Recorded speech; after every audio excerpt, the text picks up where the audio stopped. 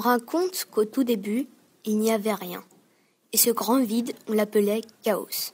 Un beau jour, Ouranos, le ciel, et Gaïa, la terre, apparurent.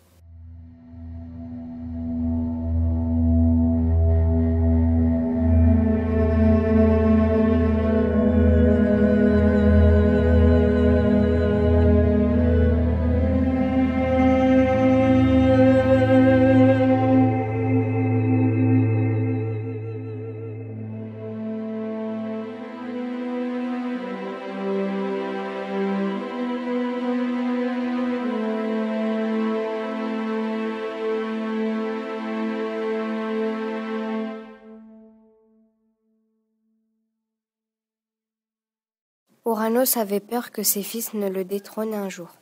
Mais Gaïa eut malgré tout des enfants, dont Cronos et Rhea, qui se marièrent. Ouranos avait prévenu Cronos que ses enfants, un jour, chercheraient à prendre sa place, et qu'il le détrônerait à son tour. Pour que cette prophétie ne se réalise pas, Cronos mangea ses enfants au fur et à mesure qu'ils naissaient.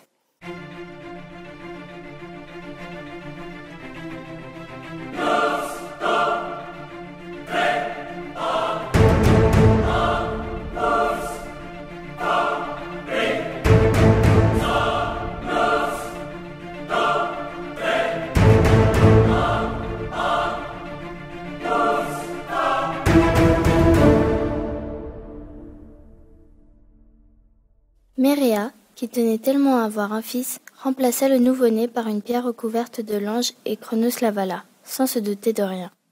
Ce fils sauvé était Zeus, que Rhea confia à une chèvre. Elle l'éleva pendant toute son enfance.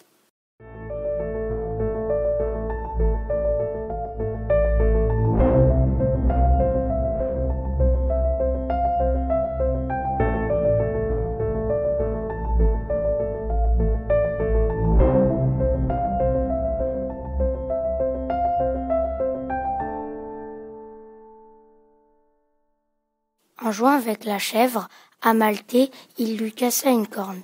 Ce fut son jouet préféré. Cette corne se remplissait à mesure qu'il buvait dedans. Depuis, l'expression de corne d'abondance est restée. Quand Zeus fut grand, il voulut connaître ses frères et sœurs, restés dans le ventre de Cronos. Il prépara une potion qui fit vomir son père. Ainsi, Hadès, Poséidon, Déméter, Hestia et Héra furent-ils libérés.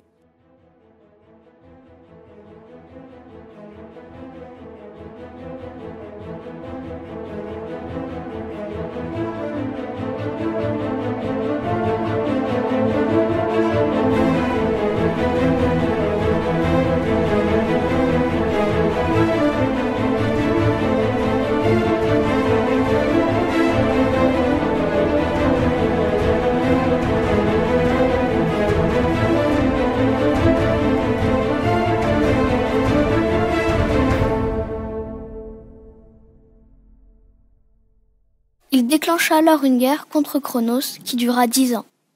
Celui-ci appela ses frères, les Titans, qui lançaient des rochers arrachés aux montagnes pour vaincre ses enfants. Mais Zeus libéra ce que Cronos avait jadis enfermé, les géants et les cyclopes.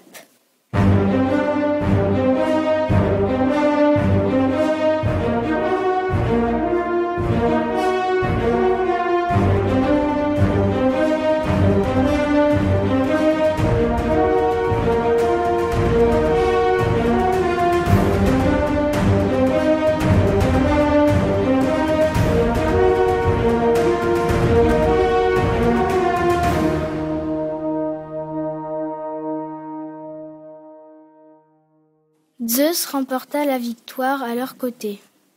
Il condamna Cronos et les Titans à l'exil sauf Atlas, dont le châtiment fut de porter le monde sur ses épaules. Zeus répartit ensuite les pouvoirs entre ses frères et sœurs. Hadès hérita du royaume des morts. Poséidon celui des mers et des océans. Déméter devint la déesse de la terre et Hestia celle des vertus domestiques.